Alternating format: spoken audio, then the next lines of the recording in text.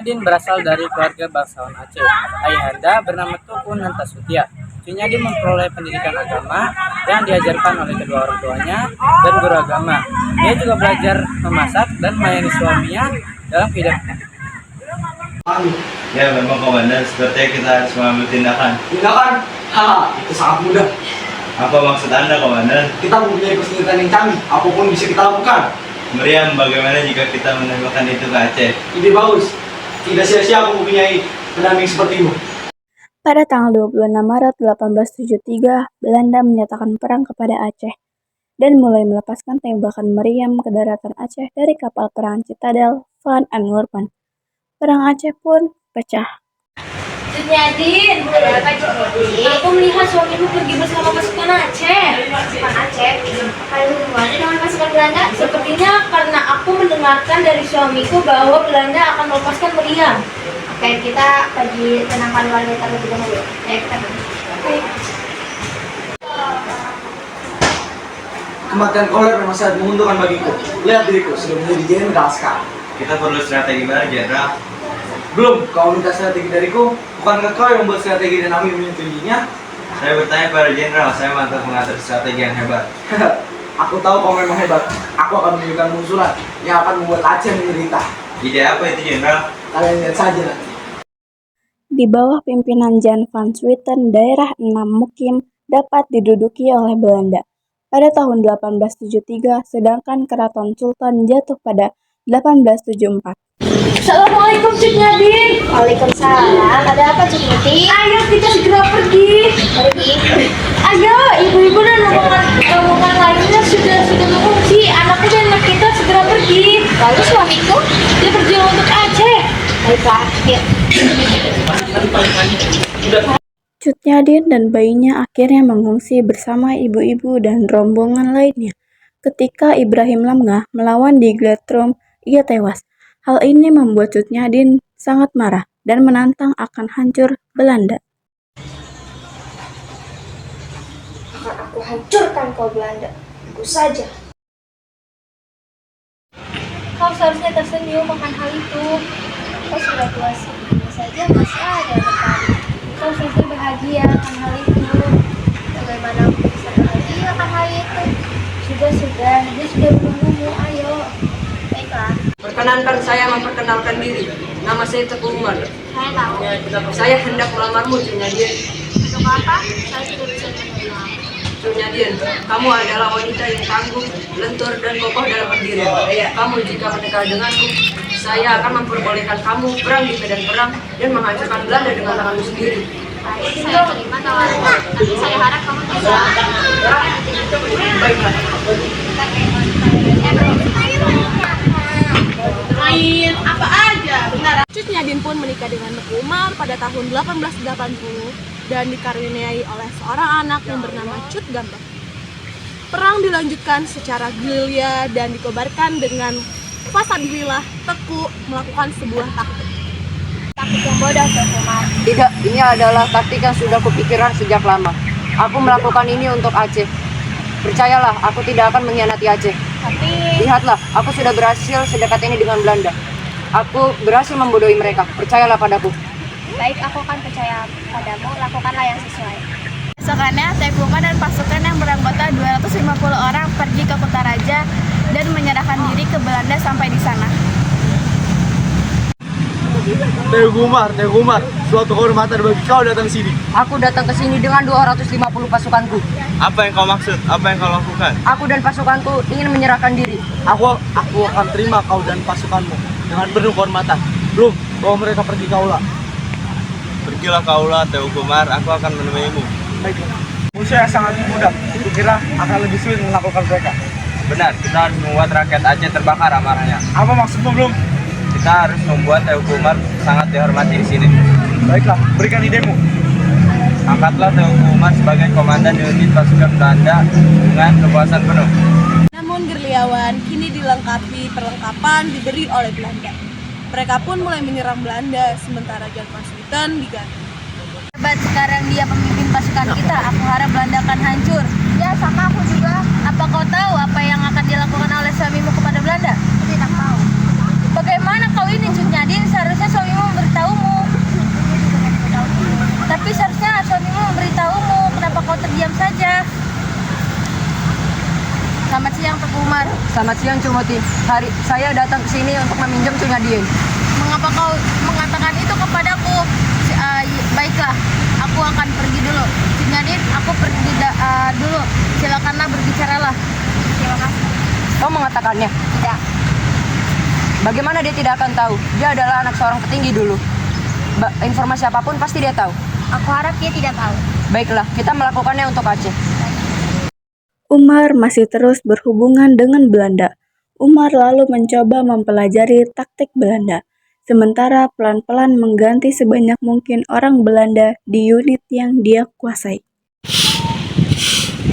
Pengkhianat, sungguh kau dan suamimu adalah pengkhianat Cut Nyadin. Sopankah suaramu? Aku lebih tua darimu. Untuk apa aku bersikap sopan kepada orang pengkhianat? Kenapa Cut Nyadin? Sekarang beri aku kesempatan untuk bertanya kepadamu. Di mana rasa hormatmu kepada suami pertamamu yang meninggalkan rakyat Aceh? Dan sekarang kau mengkhianatinya. Kenapa kau terdiam? Di mana mulutmu? Di mana sumpah yang kau ucapkan kepada mulutmu itu?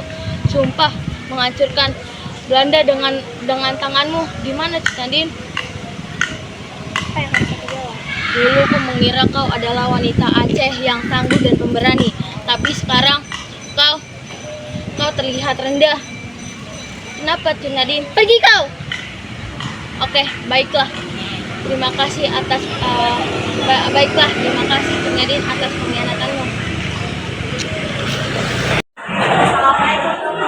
Waalaikumsalam Cut Nyadin, ada apa?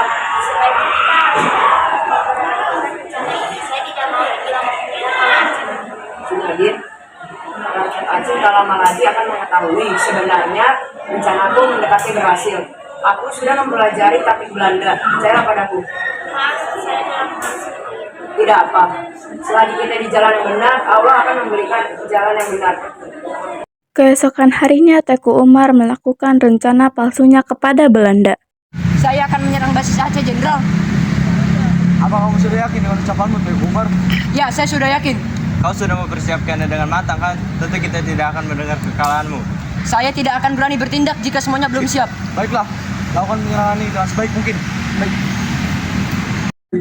Tipu oleh Teguh Umar. Belum, aku tidak bisa membiarkan ini. Tentu kita harus melakukan pembalasan, Jenderal. Benar. Kita tidak bisa dikatakan lebih bodoh dari rakyat Aceh.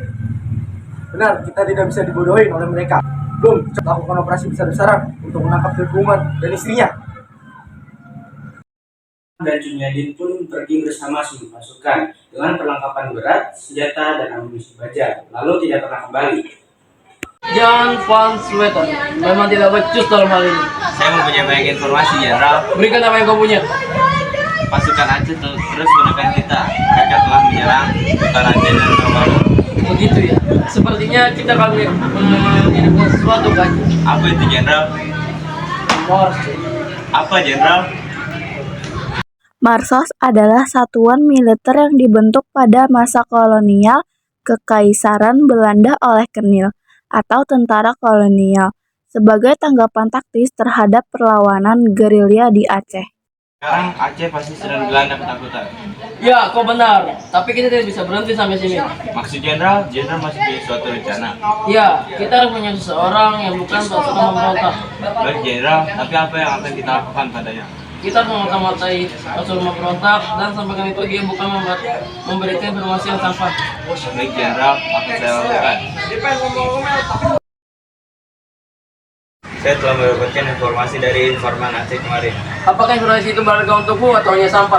Ya, informasi ini sangat berharga. Kau akan senang mendengarnya. Katakanlah, Pada tanggal 11, pasukan Aceh akan menyerang Maulabo. itu adalah informasi berharga untukku. Teguh Umar, apakah bahasan Belanda ini untuknya? Cut Nyadin, jagalah rakyat Aceh dan anak kita, sehingga anak kita tumbuh menjadi wanita tangguh sepertimu. Mengapa kau mengatakan itu? Tak apa. Ayo kita sholat terlebih dahulu. Ini sudah waktu Isya. Tetapi karena Belanda sudah mengetahui lebih dulu rencana Teguh Umar, Belanda dapat membunuh Teguh Umar. Cut Nyadin, ada apa Cut Nyadin? Aku meminta maaf Cut Nyadin, tapi suamimu. Kenapa? Kenapa suamiku? Teguh Umar gugur tertembak peluru. Apa? Tidak mungkin, kau pasti salah, aku tidak mungkin meninggal.